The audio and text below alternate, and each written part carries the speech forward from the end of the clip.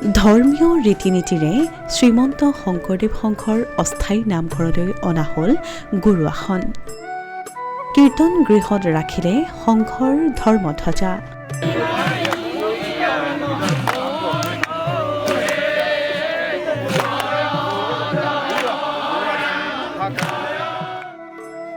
জামুগুৰিহাটৰ জ্যোতি বিষ্ণু সমন্বয় ক্ষেত্ৰত শ্ৰীমন্ত শংকৰদেৱ সংঘৰ ৰাজ্যিক অধিৱেশনৰ যুদ্ধকালীন প্ৰস্তুতি।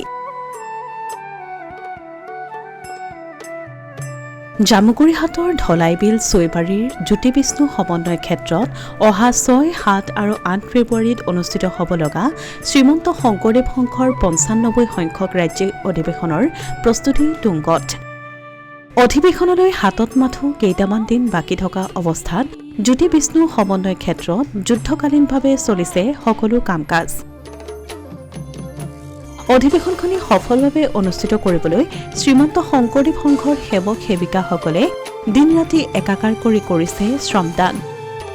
ইফালে অধিৱেশনস্থলীত স্থাপন কৰা অস্থায়ী নামঘৰত প্ৰতিষ্ঠাৰ বাবে তেজপুৰ জিলা নামঘৰৰ পৰা কঢ়িয়াই অনা হয় গুৰু আসন।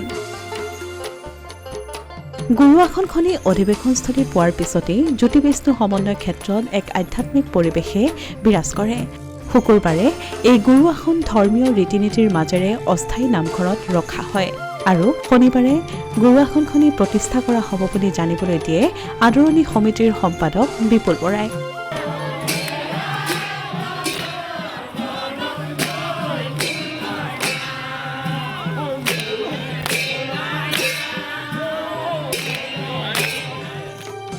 আনহাতে সংঘৰ তেজপুৰ জিলা কাৰ্যালয়ৰ পৰা ভক্তপ্ৰাণ ৰাইজে সন্মানেৰে ধৰ্মধ্বজা কঢ়িয়াই আনি জামুগুৰিহাটস্থিত কীৰ্তন গৃহত ৰখাৰ কথাও সদৰি কৰাৰ লগতে অহা 6 ফেব্ৰুৱাৰীত সংঘৰ পদাধিকাৰীয়ে উত্তোলন কৰিব বুলি জানিবলৈ দিয়ে সম্পাদকগৰাকীয়ে।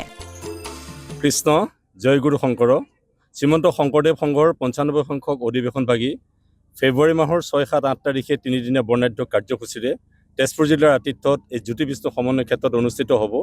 তাৰে অংশস্বৰূপে আমি যোৱাবাৰ যোৰহাট অধিৱেশনৰ পৰা আমাক এই ধৰ্মধ্বজাভাগ আমাক চমজাই দিছিলে। সেই ধৰ্মধ্বজাভাগ আমি এবছৰ কাল ধৰি আমি তেজপুৰ জিলা নামঘৰত আমি ৰাখিছিলোঁ।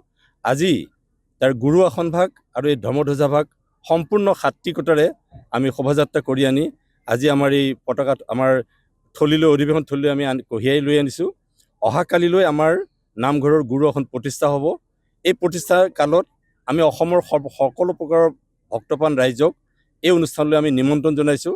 আহক, সকলোৰে আমাক আশীৰ্বাদ প্ৰদান কৰক, যাতে এখন আমি সৰ্বাংগ সুন্দৰ অধিৱেশন আমি সম্পূৰ্ণ সফলভাৱে আমি সমাপ্ত কৰিব পাৰোঁ। ইতিমধ্যে আমাৰ বিভিন্ন উপসমিতিসমূহে সেই বিষয়ত কাম কাজ কৰি আছে। নামঘৰভাগ আপোনালোকে দেখিছে খুব সুন্দৰভাৱে এভাগ নামঘৰ আমাৰ প্ৰতিষ্ঠা হ'ল। আমাৰ নামঘৰ উপসমিতিৰ প্ৰতিজন বিষয়ববীয়াক আমি ধন্যবাদ জ্ঞাপন কৰিছোঁ আদৰণি সমিতিৰ তৰফৰ পৰা। অহাকালিলৈ আমাৰ এই গুৰু আসন প্ৰতিষ্ঠা হ'ব। ইয়াত সকলোৰে সহায় সহযোগিতা আমি কামনা কৰিছোঁ। কৃষ্ণ। অসমীয়া প্ৰতিদিন ডিজিটেল সংবাদ জামুগুৰিহাট।